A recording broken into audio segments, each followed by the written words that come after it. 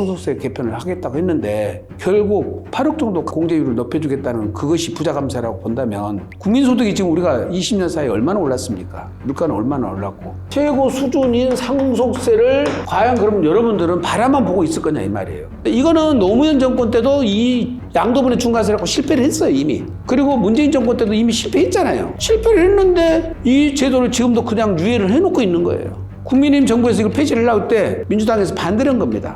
근데 시행을 해서 이미 실패를 했는데 이걸 아직도 붙잡고 있다는 것은 세제를 이념으로 다루기 때문에 그렇습니다. 왜? 집값이 많이 올랐는데 세금을 중과세 때리면 되지 않느냐? 지금이라도 많이 걷어들여야 되지 않겠느냐? 그게 중요한 게 아니라 주택 가격을 안정화시키려면은 지금 파는 거에다 중과세를 하면 안 된다고요.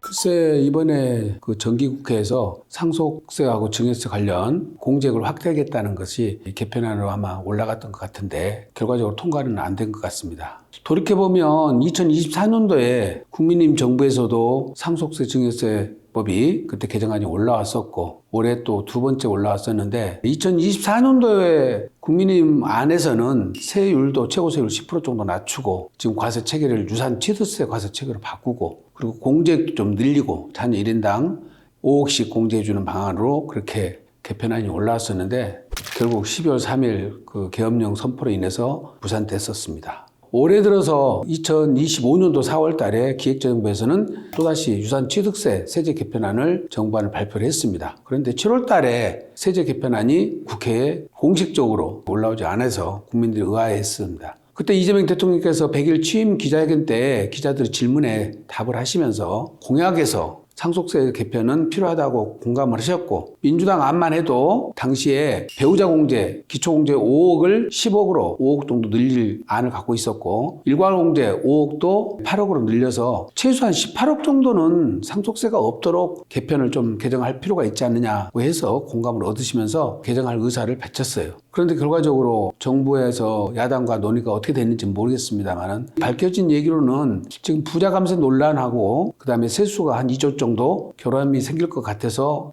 이번에 개편을 안 하고 연기를 했다고 합니다. 우선 제가 생각하기에는 기본적으로 정부가 하는 일 중에 국방이나 치안 이것도 중요하지만 옛날 선각자들께서 말씀하시기를 국가에서 가장 중요한 일은 신뢰라고 했습니다. 상속증에서 한번 보십시오. 97년부터 공제제도가 도입됐지 않았습니까? 2000년부터 세율 체계가 현행 체계로 왔지 않습니까? 그러면 2000년부터 한번 우리가 시장이 어떤 상황인지 한번 보십시오. 그때 우리가 잘 알고 있는 음마아파트가 대표적으로 한 2억 정도 갔다고 그래요. 지금 음마아파트 시세가 얼마 갑니까? 동일평형이 30억에서 35억 가지 않습니까? 그 15배가 이상이 지금 가치 증가가 일어나고 있는데 옛날에 상속세는 어땠어요? 슈퍼리치라고 해서 정말 최고 부자들한테만 과세되는 세금이 있지 않습니까? 근데 서울에 있는 아파트 한 채만 갖고도 지금 과세가 되고 있는 상황이 됐잖아요. 남편 죽고 아내가 혼자 살고 있는데 그 집에서 집 팔고 상속세나 나가라면 말이 되겠습니까? 그 점에 대해서 대통령도 공감을 해가지고 상속세 개편을 하겠다고 했는데 결국 8억 정도 공제율을 높여주겠다는 그것이 부자 감세라고 본다면 국민소득이 지금 우리가 20년 사이에 얼마나 올랐습니까? 물가는 얼마나 올랐고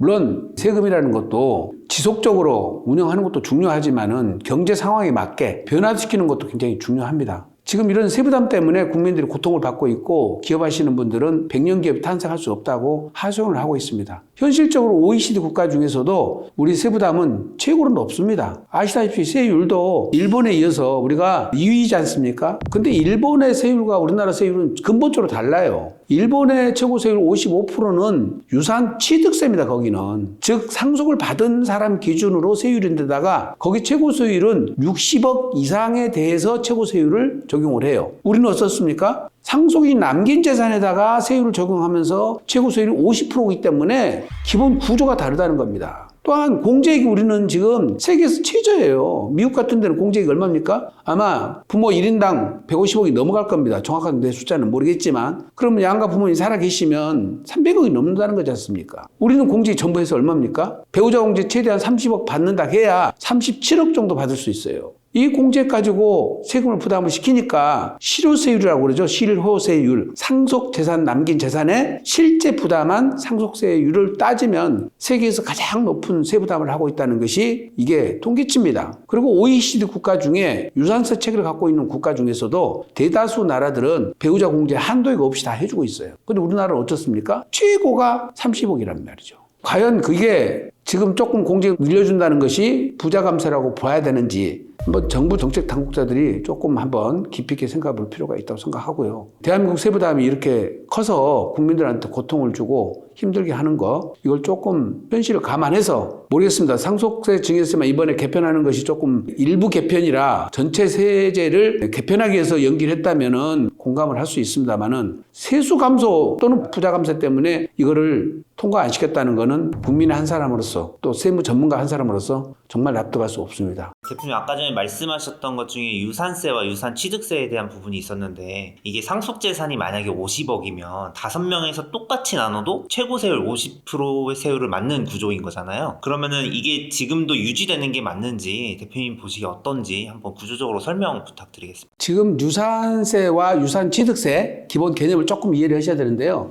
유산세는 지금 고인이 남긴 재산을 기준으로 세율이 적용되는 거예요. 그러니까 지금 여기에 50억의 재산을 남기셨다. 그러면 지금 최고세율이 30억 초과되는 금액은 50%거든요. 그러니까 50억 곱하기 50% 하고 누진 공제가 4억 6천 정도 빼니까 결국은 20억 가까이가 상속세가 나오는 거죠. 이렇게 계산하면. 그래서 세계에서는 지금 유산세 체계로 갖고 가는 나라가 아마 4개 정도 나라일 거예요. 우리나라를 포함해서 영국하고 미국하고 덴마크하고 우리나라 정도가 지금 유산세 과세 체계를 갖고 있는데 지금 그 다른 나라들은 더 한 가지 차이가 나는 것은 공제액이 더 크다는 거죠. 공제액이 훨씬 더 크기 때문에 실효세율은 우리보다 훨씬 낮다. 그리고 국민소득 대비 상속세가 차지하는 비율도 우리나라가 가장 높습니다. 그리고 다른 전체 세수 중에 상속세가 차지하는 비율이 또 나오는데요. 이것도 마찬가지 데이터 분석을 해보면 세계에서 우리나라가 1위예요, 1위. 이런 걸 왜 1위를 하고 있냐고요, 지금.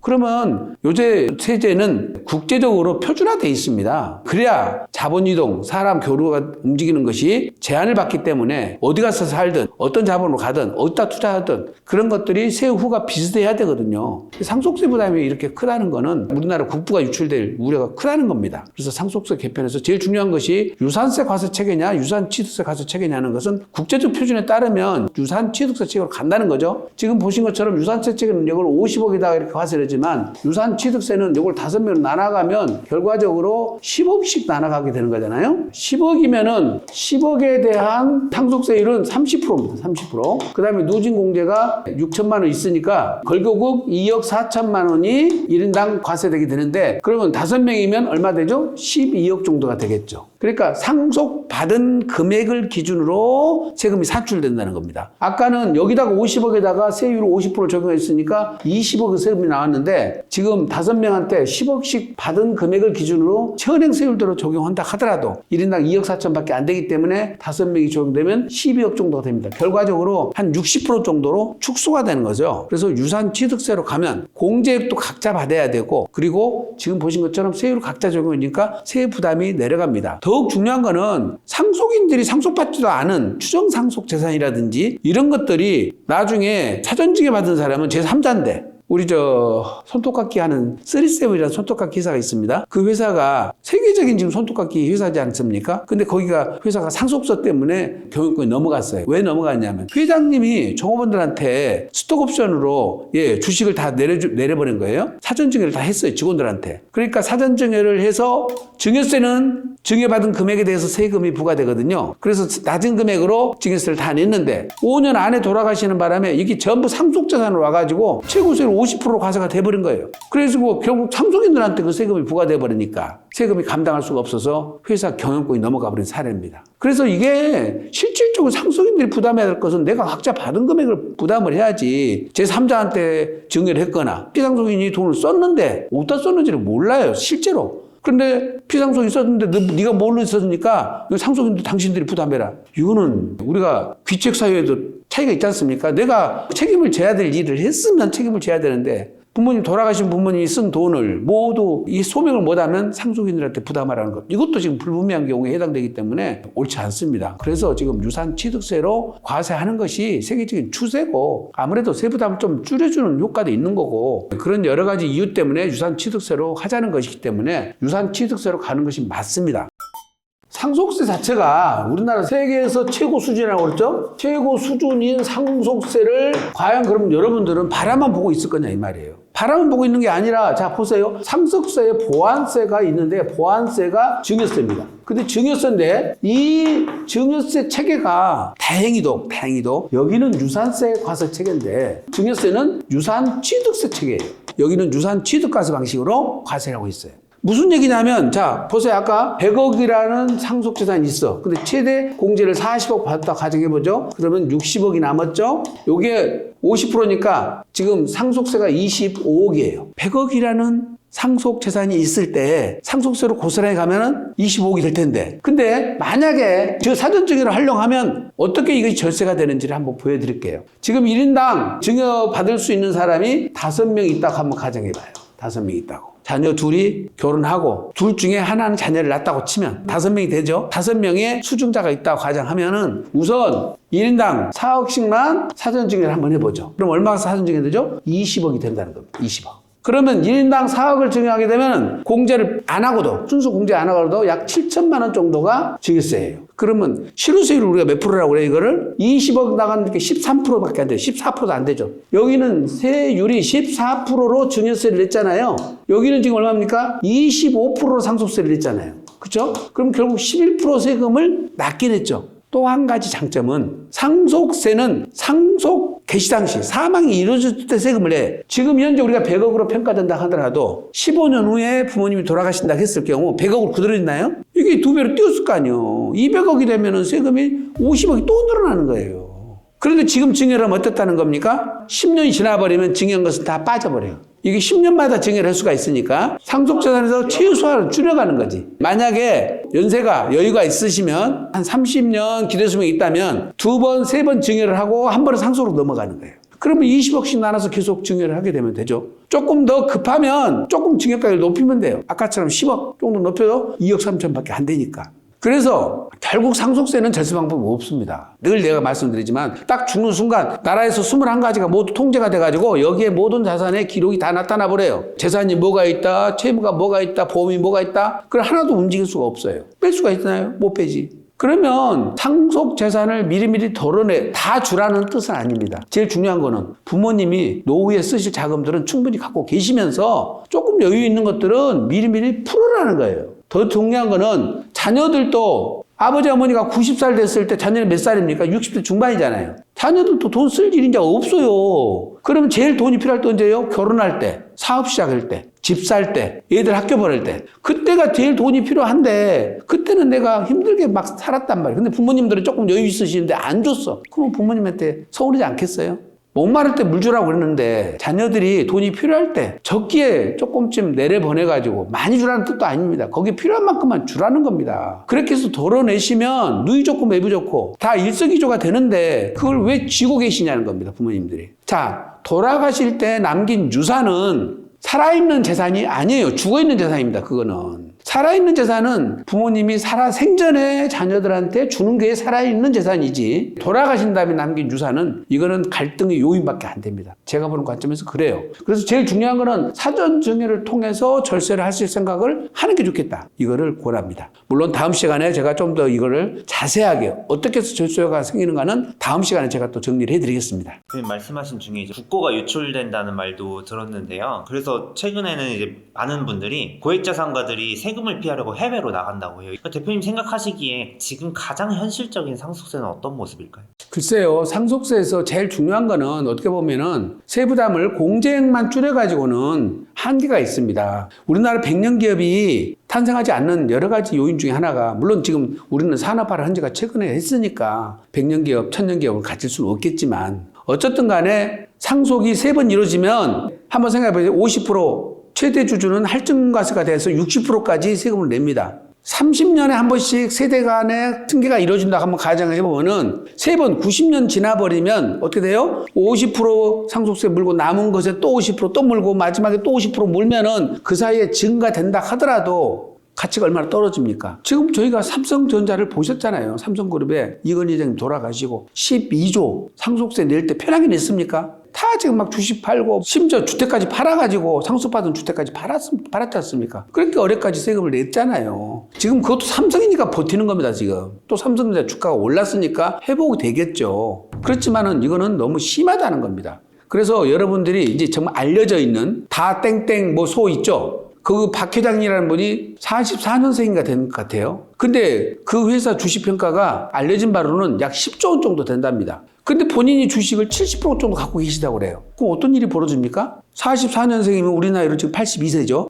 20년을 산다고 가정해 봅시다. 그 박 회장님이 100 몇 살에 돌아가신다고 가정하더라도 그 재산은 줄어들지 않죠. 그러면 10조 재산이 더 늘겠지만은 지금 현재 상황으로 보더라도 10조에 70% 갖고 계시면 7조에 할증과세 평가까지 하다 보면은 아마 세금만 4조 가까이 세금을 내게 됩니다. 4조를 세금 낸다는 게 쉬운 일입니까? 정말로 이거는 기업이 반 이상의 세금을 부담하면서 내야 되기 때문에 경영권을 유지하고 기업을 갖고 갈 수는 없을 겁니다. 그래서 이런 심각한 일이 벌어지기 때문에 현재 우리나라의 통계치로 보면은 국부유출이 이루어지고 있는 것이 잡힌 통계치로 보면은 아마 영국 그리고 인도 중국 다음으로 우리나라라고 그러지 않습니까? 아마 세계 4위라고 그래요. 4위라고 그러시는데 이렇게 국부유출이 되고 있는 것을 좀 심각하게 받아들여 주셔야 되고 지금 상속세에 대한 심각함을 여러분들이 그냥 국부유출을 다른 나라로 가셔가지고 그쪽 나라에 이제 사셔야 되거든요. 국내 들어와서 거주자가 돼버리면 외국에 있는 재산이 다시 상속재산으로 들어와버려요. 그러니까 국내 거주자가 또 안 되면서 비거주자로 있으면서 외국에 있는 재산이 자녀들한테 물려가야 우리나라 세법 적용을 안 받습니다. 아마 그 미국이라든지 싱가포르 쪽 그리고 캐나다 쪽으로 많이 가신 것 같은데 캐나다 같은 경우는 상속세가 없는 것이지 자산에 대한 가치 상승에 대한 부분은 자산소득으로 과세를 받고 있어요. 그러니까 그것이 상속세가 폐지됐다고 없다고 그래서 완전히 없는 것이 아니라 다른 자산으로 대체되고 있는 것이고 미국 같은 경우도 상속세 세율이 높아요. 거기는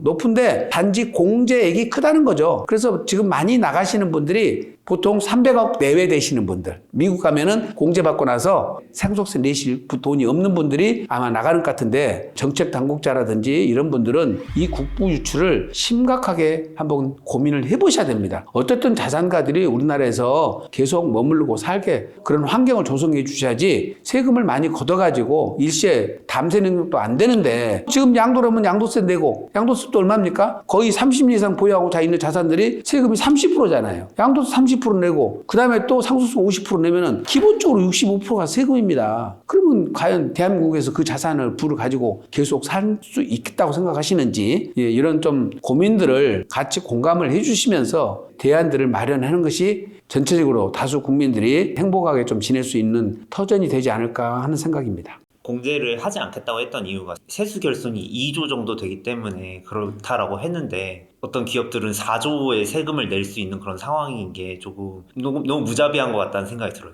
지난번에 넥슨에 뭐 어떻든 그 불행하게도 사주가 돌아가셨잖아요. 그때 상속세가 얼마였습니까? 6조였잖아요. 6조. 그 6조라는 세금을 과연 어떻게 한 가정이 낼 수가 있습니까? 거기 결국 주식으로 전부 납부해가지고 국가가 2대 주주가 됐지 않습니까? 그러니까 여기에 이제 본인이 수명을 다 하고 기대수명만큼 사신 분들이 하면 세금에 대한 대안도 어느 정도 세울 텐데 죽음이라는 것은 제가 계획된 대로 되지는 않지 않습니까? 언제 또 무슨 사고로 기대의 수명보다 짧게 단축돼서 내려올 수도 있고 2021년도 우리나라 상속세 세수가 굉장히 높아졌는데 그때 바로 이건희 회장님이 돌아가셨기 때문에 그래요. 그래서 지금 산업화 여건들이 기대수명이 거의 30년밖에 안 남았다 합니다. 그러니까 내년부터라도 굉장히 상속세 세수는 증가될 거라고 예측이 되고요. 현재 수도권의 상속세 납부 인원이 13% 정도라고 그러는데 앞으로 향후 5년 안에 20%로 올라갈 거라고 합니다. 결국은 상속세 재원이 대부분 수도권에서 이루어지고 있기 때문에 수도권 상속세 인원 20%는 정말 어마어마한 인원이거든요. 그래서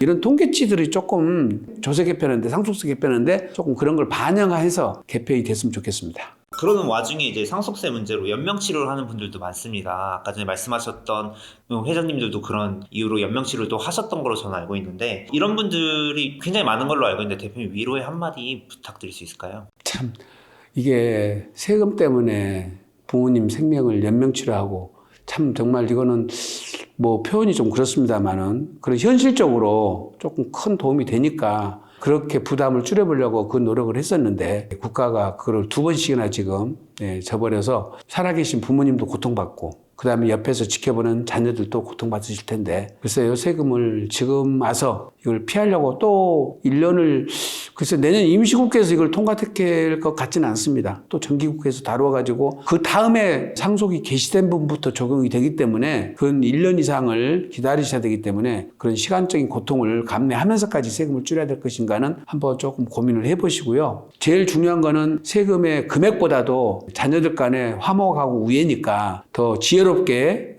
어떻게 나눌 것이냐는데 초점을 맞추셔서 갈등 없이 재산 분배를 잘 하셔서 그나마 세부담은 되지만은 갈등 없는 그런 상속이 자산 승계가 이루어지도록 노력해 주셨으면 좋겠습니다. 대표님, 부동산 시장에서는 양도세, 중과세가 사실상 다시 부활한다라고 전망하는 게 좀 우세인 상황이에요. 대표님은 이 상황을 어떻게 보고 계신지 말씀해 주시죠. 네. 글쎄 이제 다주택자 중과세 이게 지금 핵심이던데요.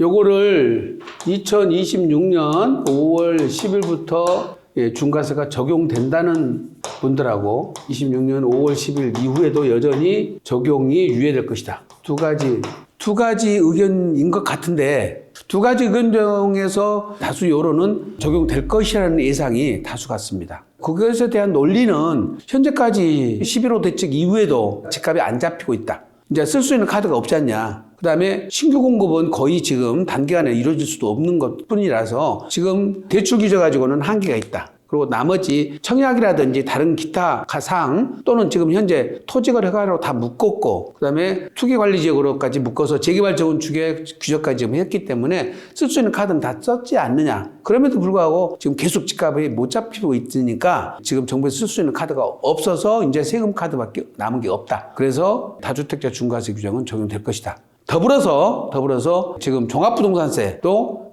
강화시킬 것이라는 예측을 하고 있습니다. 두 가지 관점을 한번 제 기준으로 살펴볼게요. 지금 이 적용을 한다는 논리가 좀 부족해요. 쓸 수 있는 카드가 없지 않냐? 요거잖아요, 지금. 쓸 수 없는 카드가 없어서 쓸 것이다. 그러면 참 문제는 뭐냐면 다주택자 중과세 규정을 썼을 때 긍정적인 효과가 나올 것인지 부정적인 효과가 나올 것인지 이걸 먼저 분석을 해야 되거든요. 자, 그 관점에서 한번 살펴보도록 하겠습니다. 자, 주택 가격 안정은 결국 수요를 억제하고 공급을 늘리는 것이 주택 가격 안정의 기본 축입니다. 수요를 줄이고 공급을 늘려서 우리가 뭐 초등학교 때 배운 거잖아요. 수요 공급 원칙에 따라서 가격 결정이 되니까 가격이 안정될 것이다. 이게 기본적인 논리인데 수요나 공급을 쓰는 정책 중에는 이게 물량을 줄이고 늘리고 하는 건데 이건 탄력성이 없지 않습니까? 지금 주택을 땅 사서 지은다는 것이 가능하겠습니까? 기껏해야 이제 서울 지역 같으면은 재개발 재건축을 해서 신규 물량을 늘리는데 이것도 지금 빨리빨리 막 속도를 낸다고 하지만은 이것도 빨리빨리 속도 나지 않습니다. 이게 이해관계가 너무 얽혀 있어서 잘 안 돼요. 그래서 물량으로 인한 부분은 한계가 있을 것 같고요. 물론 민간인들이 짓고 있는 부분은 있겠지만 그거는 큰 공급에 도움이 되지 않습니다. 두 번째 쓰는 정책이 금융이잖아요. 금융. 결국 대출 규제가 지금 어디까지 왔습니까? 6억, 10억 이하짜리도 해봐도 6억까지밖에 안 해주잖아요. 뭐 또 25억 넘어가는 거 2억 이하로 내려가서 대출 규제를 다 했었어요. 그 다음에 이제 쓰는 것이 가해, 거래 관련해서 쓰는데 이게 토제예요. 토제를 아예 실수 목적으로 거래 외에는 거래를 못하게 막아버리는 거죠. 이걸로 해서 공급은 조절할 수 없지만 수요를 조절할 수는 있죠. 그 다음에 마지막 남은 것이 이제 세제입니다. 세제는 공급을 축소를 하면은 과세를 강화해야 돼요. 세금을 늘리라는 거죠. 비과세는 축소를 해야 돼요. 그리고 공제 감면을 축소를 해야 돼요. 이 세 가지 정책하고 쓰는 겁니다. 그런데 자, 문제는 뭐예요? 과세 강화를 하려면 과세 강화 자체가 첫째, 취득에다가 할 거냐, 양도에다가 중과세를 할 것이냐가 문제인데 수요를 억제하려면 어디다 해야 돼? 취득에다 해야 되죠. 취득자에 대해서 과세를 강화해야 되는 거예요. 즉, 산 사람한테 지금 과세를 해야 된다고. 중과세를. 그래서 결국은 투자 수익률을 떨어뜨려서 사봐야 남는 거 없네? 그러면 안 사는 거죠. 근데 지금 우리나라 현행 다주택자 중과세는 어디다 과세를 해? 양도에다 중과세라고 하는 거예요. 중과세 규정 자체가 설계가 잘못된 거예요, 설계가. 아니 취득분에다가 중과세를 해야 되는데 이거는 노무현 정권 때도 이 양도분해 중과세라고 실패를 했어요 이미. 그리고 문재인 정권 때도 이미 실패했잖아요. 실패를 했는데 이 제도를 지금도 그냥 유예를 해놓고 있는 거예요. 국민의힘 정부에서 이걸 폐지를 하려고 할 때 민주당에서 반대를 한 겁니다. 근데 시행을 해서 이미 실패를 했는데 이걸 아직도 붙잡고 있다는 것은 세제를 이념으로 다루기 때문에 그렇습니다. 왜? 집값이 많이 올랐는데 세금을 중과세 때리면 되지 않느냐? 지금이라도 많이 걷어들여야 되지 않겠느냐? 그게 중요한 게 아니라 주택 가격을 안정화시키려면은 지금 파는 거에다 중과세를 하면 안 된다고요. 그러면 어떤 일이 벌어져? 매물 잠금 현상이 생겨. 매물 잠금 현상이 생긴다는 얘기는 공급이 축소돼. 공급이 부족해져. 그럼 어떻게 돼요? 가격은 급등하게 돼 있잖아요. 현재 지금 규제를 막 하니까 거래가 안 이루어지니까 어쩌다 하나씩 거래된 것들 꼭 거래할 수밖에 없는 것들은 어떻게 가격이 올라갈 수밖에 없죠. 그거는 사고 싶은 사람 살 수밖에 없으니까. 그래서 결과적으로 이 과세 강화는 취득에 대해서 해야 되는데 이 양도에다가 하다 보니까 지금 보면 매물 잠금 현상이 와가지고 가격이 급등하는 역전 효과가 생겨버린다. 그러면 현재 상태에서 보세요. 여기다가 세율이 2주택자는 20%, 3주택자는 30%의 중과세율을 적용하고 있어. 그러면 30%라는 세율은 양도소득세가 45%가 최고세율이니까 30%를 더하면 75%가 양도소득세 중과세율이에요. 거기다가 지방소득세 7.5를 더하면 82.5%가 세율이라고요. 10억이 넘는 부동산들이 꽤 있잖아요. 10억이 넘는 데다가 82.5%의 중과세율을 때리면 누가 팔겠습니까? 누가?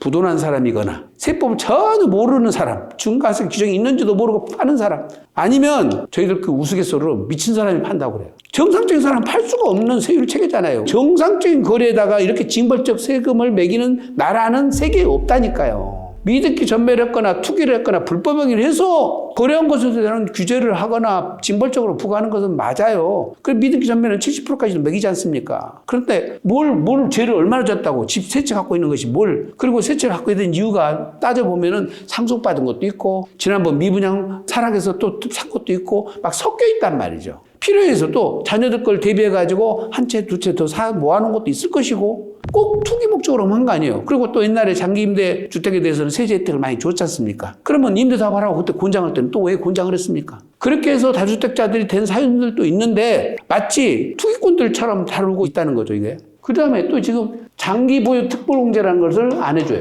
장기 보유 특별공제를 안 해줘버리면 어떤 일이 벌어집니까? 30년 전에 10억 주고 산 물건하고 지금 50억이 판다고 해서 10억이 50억이 판다고 해서 5배 올랐나요? 모든 것도 지금 주식도 몇 배 올랐어요. 그냥 사놓기만 해도 다 3배, 2배는 올랐지 않습니까? 현실적으로. 그러면 그 명목소득이라는 게 있는데 그 명목소득에다 세금을 부과하는 건 안 되는 거예요. 그 명목소득을 제거하기 위해서 장기보유 특별공제라는 제도가 있는 거예요. 이거는 본질이 그렇다는 거예요. 본질이. 그럼 본질을 훼손하면 안 되죠. 실질 소득에다 과세를 해야지 명목 소득에다 과세를 하면 안 되는 겁니다. 가장 본질을 침해하는 지금 세제를 다루고 있다는 겁니다. 또 한 가지 마지막은 이거를 중과세 대상을 어디다 했냐? 보세요. 조정 대상 지역에다 해요. 조정 대상 지역은 이거는 주택법에서 주택 공급을 목적으로 지정되는 조건이에요. 만약에 이 정도로 강화시켜서 세금을 부과하려면 원래 세목과 세율은 국회에서 제정한 법률에 의하도록 되어 있습니다. 그런데 중과세를 30%씩 때리고 장특공제를 못 받게 하는 이런 세제를 만약에 다루려면 국회에서 했어야 되는데 이걸 행정부에서 가져가지고 행정부에서 조정대상 지역은 지정 조건이 요건도 아주 특별하게 없습니다. 그냥 투기성이 있거나 과열된다고 보여지면 국토부 장관이 이거를 지정하게 돼 있단 말이죠. 지정해버리면은 다시 해제 요건이 또 있어야 되는데 해제 요건은 없어. 정부 마음대로 해요. 그럼 중과세 하는 것을 정부 마음대로 이렇게 맡겨놓은 것이 세제에 맞냐는 겁니다, 이게. 그래서 지정 요건, 해제 요건이 엄격하게 통제가 돼야 되는데 전혀 통제가 안 되고 있다. 현재 2026년 5월 9일까지 유예되고 있는 다주택자 중과세 규정은 만약에 시행이 된다면 주택 가격은 못 잡는다. 이미 노무현 정부와 문재인 정부에서 다 보여준 것이고, 그리고 이거는 명확 관화예요. 그리고 이재명 대통령께서 그때 당시에 공약할 때 뭐라고 그랬습니까? 세금 가지고 집값 안 잡겠다고 공언하셨잖아요. 세금 가지고 주택가격 안 잡겠다 했으면 이걸 세금으로 과세를 하셔도 안 되고, 그리고 대원칙은, 세금에 대한 대원칙은 거래세는 낮추고 보유세는 높이라는 것이 조세의 기본 원리입니다. 이 원리에 맞게 세제가 운용돼야 됩니다. 그래서 제가 보는 관점에서는 다주택자 중과세는 지혜로운 정부라면 중과세를 적용 안 할 것이라고 단언할 수는 없지만 90% 제가 확신합니다. 이게 신축으로 물량을 만들 수 없다면은 세제 완화를 통해서라도 양도할 수 있는 환경을 만들어주는 게 되게 중요하겠네요. 오히려 완화시켜줘야 돼요. 오히려 완화시켜줘야 돼. 무엇을 막 도입을 하고 무엇을 막 규제를 하니까 무주택자라든지 이런 사람들이 또 상급지로 갈아탈 사람들이 마음이 급해지는 거예요. 왜 그렇게 심리적 불안을 조성하느냐고요. 그런 것들이 오히려 주택가격 안정에 저해되는 거예요. 그런데다가 다주택자 중과세 규정이 이제 이렇게 적용되면 보세요. 제가 지금 세금 계산을 한번 한 것을 제가 보여드릴게요. 단순하게 제가 보니까 5억에 사서 25억에 팔았어요. 그러니까 20억의 양도 차익이 났는데 그냥 비과세가 아니라 일반 과세 됐을 때에 양도소득세하고 지방소득세 다 합하니까 세금이 7억 2천 나왔어요. 7억 2천. 25억에 팔았을 때. 그런데 이 사람이 2주택자라고 중과세를 먹으면 세금이 얼마냐? 13억 6천 나와요. 그런데 3주택자일 때는 얼마 나와? 15억 8천. 그런데 이걸 만약에 자녀한테 증여했을 때 증여세는 11억 8천 나옵니다. 오히려 11억 8천이니까 2주택보다 세금이 덜 나오잖아요. 그럼 어떻게 했어요? 팔아서 양도세 내는 증여할 거 아니에요. 자녀한테 물려주는 게 낫죠. 그러면 자녀가 또 물려받으면 이게 비과세가 안 되면 이율과세 때문에 10년간 또 못 팔죠. 또 매물이 또 당기잖아요. 팔 때 부모님 취득가액으로 그렇지. 계산되기 때문에 양도세액이 커지니까 못 파는 거지. 그래서 증여를 하면은 또 매물 잔금 현상이 또 오는 거예요. 그래서 다주택자 중과세 규정을 적용하면 매물이 나올 거라고 생각하시는 분들은 이건 큰 착각이에요. 큰 착각이요. 거래 자체가 불가능한 거예요. 아니 25억에 팔았는데 세금이 10억, 16억 가까이 나온다고 하면 누가 팔겠습니까? 돈 9억 질라고 팝니까 그거를? 뭐 9억도 안 돼. 6억밖에 안 남네. 그리고 취득세 내시고 다른 세금도 있고 뭐 거래세, 중개수수료까지 내고 나면 남는 게 뭐가 있겠어요. 그래서 다주택자 중과세 규정은 현재대로 시행되는 것은 어려울 것이라고 제가 단언합니다. 다주택자 중과세를 좀 완화해서 좀 처분할 수 있는 기회가 좀 마련되면 좋겠네요. 방금 많이 말씀하셨지만 그래도 대표님께서 정책 담당자가 만약에 이 영상을 본다면 꼭 이것만큼은 고려해줬으면 좋겠다 싶은 게 있으실까요? 그 지금 현재 있는 세대 이거를 반대로만 해주면 돼요. 양도의 중과세를 사는 사람한테 중과세를 하는 거예요. 이렇게 바꿔주라는 거예요. 그 다음에 2주택 20% 중과세, 3주택 30% 중과세 이런 거는 증벌적 세율이라서 2주택 중과세는 지금 폐지하고 2주택은 웬만하면 두 개씩 가실 수 있잖아요. 그거는 중과세 폐지하고 3주택부터 중과세를 하되 요때부터 중과세를 하되 10% 정도만 중과세 하라는 겁니다. 10% 정도만. 아니래. 여기가 투기적이라 해서 꼭 규제를 해야 됐다. 그러면 이때 20% 정도로 예외적으로 중과세를 20%까지 할 수는 있어요. 3주택자에 한해서. 그 다음에 지금 장기보유 특별공제, 장특공제는 지금 안 된다고 하는데 현행 안 된다고 한 거를 요거는 최소한 해줘야 된다. 해줘야 된다. 그리고 지금 만약에 중과세 대상 지역을 지금처럼 조정 대상 지역에다가 하지 말고 이거를 주택가격 급등지역이라고 해서 따로 요건을 만들어야 돼, 이거를. 정부가 마음대로 할 수 있는 게 아니라 주택 가격이 얼마 이상이 올라갔으면 전국 평균율로 하든지 수도권 평균율로 하든지 그 이상 급등한 지역에 한해서만 이거를 중과세를 하라. 그 다음에 그것이 정상화되면은 해제 사유를 넣어놔야 돼요. 그래서 정부가 제도를 정부를 마음대로 막 하려고 하는 게 아니라 법의 규제의 통제를 받도록 만들어 놓는 것이 필요합니다. 그래야 법적 안정성과 예측 가능성이 있고 이거를 지금처럼 유예했다 풀었다가 막 할 것이 아니라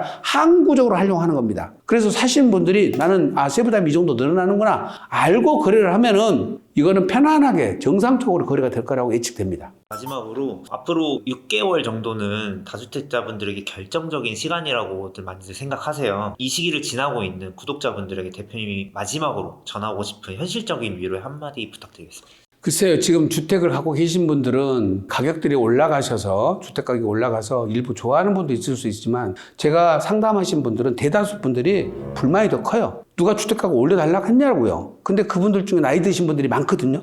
연세 드신 분이 많은데 문제는 상속의 대비를 해야 되는데 자기가 지금 30억이었던 집값이 60억으로 올라가 버렸다는 거예요. 세금이 따져보니까 반이 세금이라는 겁니다. 지금 증여를 하려고 했더니 증여세가 엄청나게 늘어나 본 거예요. 20억일 때 증여를 했으면은 지금 세금이 6억 정도밖에 안 나왔거든요. 그럼 그 정도만 좀 증여세 내려고 했는데 지금 40억 올라버린 거예요. 그러니까 증여를 할 수가 없어요. 불가능하다는 거예요. 그래서 지금 사실은 주값이 올라서 그거를 매각해서 내가 현금화 시켰을 때 실은 이익이 생기는 것이지 지금 미실은 이익이지 않습니까?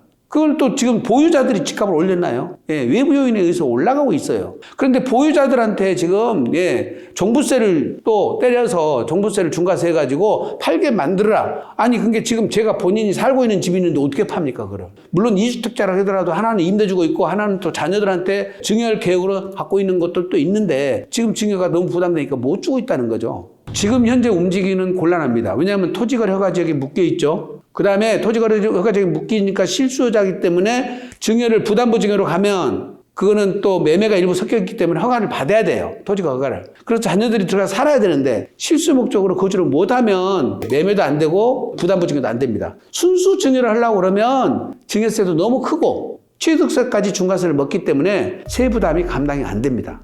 요즘에는 그래서 움직이려고 노력하셔봐야 지금 움직일 수가 없기 때문에 당분간은 조금 관망상으로 돌아서서 지켜보시고 상속세 걱정하시는 부분들은 오히려 1주택자라면 오히려 제 생각에는 매각을 권합니다. 또는 2주택자도 일정 금액 세부담을 하시고 매각을 하시는데 매각할 때 오히려 사전 증여를 통해서 절세 플랜을 짜가지고 매각하시는 것이 유리합니다. 그냥 매각하시지 마시고 그래서 매각 후 증여를 하실 때 차라리 증여 후 매각하는 것이 유리할 수도 있으니까 그거는 이제 전문가들하고 상의를 하셔야 돼요. 이율과세도 피하시면서 절세 플랜을 짜야 되기 때문에 그렇습니다. 그래서 1세대 1주택자는 10년 이상 거주를 하게 되면 지금 100억 정도 매각을 했을 때 세액 부담이 한 10억 정도 되니까 10% 정도 양도세가 나가거든요. 그럼 90억을 쥐고 본인이 거주할 집을 축소시켜서 가거나 노후자금 빼놓고 정상적으로 현금으로 사전증여해서 증여세를 최소화시켜서 내는 겁니다. 그리고 상속을 대비하시는 것이 오히려